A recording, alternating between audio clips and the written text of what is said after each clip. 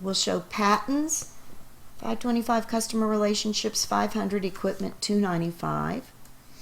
We'll show patents, 525, customer relationships, 500, equipment, 295, and we're going to show our 400,000 for Goodwill.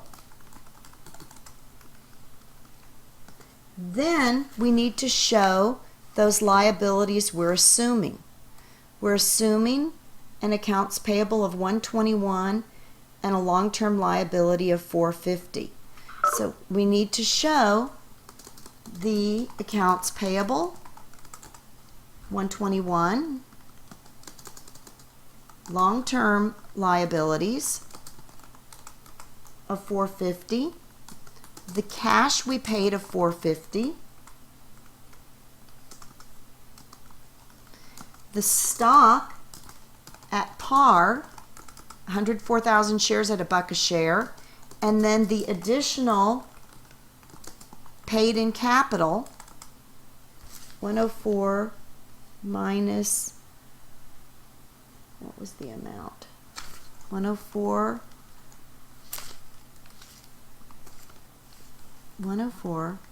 times 12 is the 1,248,000 minus the 104 is basically the additional paid in capital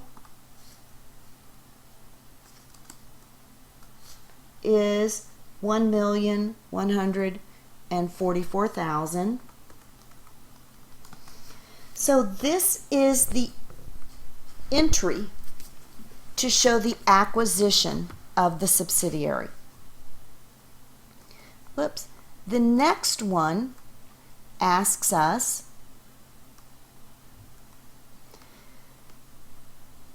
on December 31st of 2015, Francisco opts to forego any goodwill impairment qualitative assessment and estimates that the total fair value of the entire Beltran reporting unit is $1,425,000.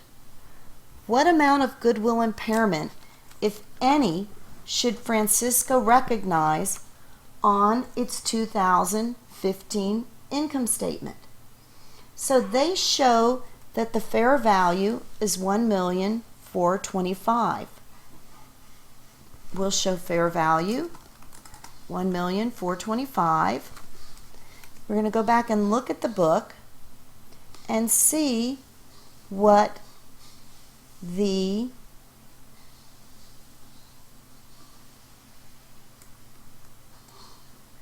book value shows as the net assets of this as of the date. So we show here the net assets that we show, 275, 575, 1,075, 1,525, 1,760, 1,760, 400, 2,160. Subtract out 575, 2,160, 2 million or 1 million, 2,160 and 575. 2,160, 575. The difference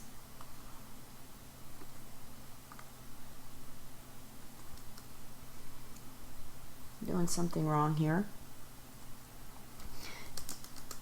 So we've got the fair value, or the book values, 275, 575, 1,075, and 450, 1,075, 450,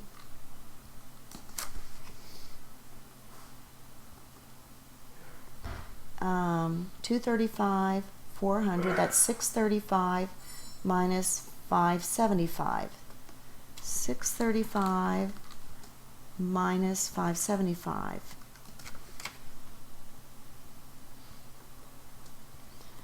$1,585,000 is the book value. Sorry about that, guys. I was trying to do it in my head. Didn't work. So the difference between the fair value and the book value shows a $160,000 difference. So in this case, since the fair value is less than the book value, we might have a goodwill impairment. So what we need to do now is test for it.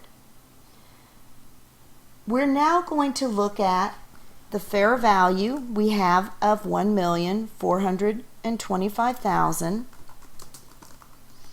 $1,425,000. Now we're going to want to look at the fair values without goodwill in them. So $1,585,000 included goodwill. If we take out the $400,000 goodwill, $1,585,000 minus our goodwill, so basically that would be $1,585,000 fair value of reporting units excluding goodwill. Oh, I'm looking at book values. I need to do fair values excluding goodwill. So we've got here 275. We've got an extra 105, 135, 140. Our fair values are 140,000 higher than our book values. So I'll show extra 145.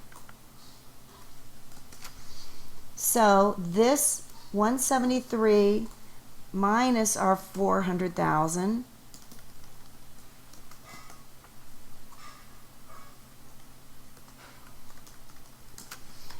is the difference of, still off, $5,000. So what we basically need to do is take all these fair values and keep out goodwill. 275, 580, 1,180,000, 1,660,000, 1,900,000. This brings it down to 1,500,000 and 1,325,000. Okay, 1,325,000 is the fair value without goodwill. 1,325,000. The difference here is what we call the implied goodwill. Okay? That implied goodwill is going to be the difference between the fair value and then the fair value without goodwill. So basically it's telling us our goodwill is implied at 100,000. We have it showing on the books at 400,000. So we've got a goodwill loss here of 300,000, or an impairment. So our goodwill impairment is going to be the difference between what we have on the books for goodwill of 400,000 less the implied goodwill of 100,000, means we have a $300,000 impairment loss. I hope that's helpful. I think I would like to just we've absorbed so much information today that what would be helpful is for you to go through some of the problems. If they're not showing on the classroom, I will put the solutions up on the classroom for you. And for this coming week's homework, I'm only going to have one equity problem, which won't be due for another 2 weeks because I give you extra time. But go over the problems associated with what we covered in this chapter. Now, I do want to talk about the quiz real quick. You know you have a quiz for next week? I hope you guys know. But basically, this quiz is going to cover chapters 1 and 2. I have provided you with a study guide that basically provides you with a bunch of problems that are similar to what's on the test. So, for example, where does it show study guide? Remaining chapter 1 test. I don't know if, nope, that's not it.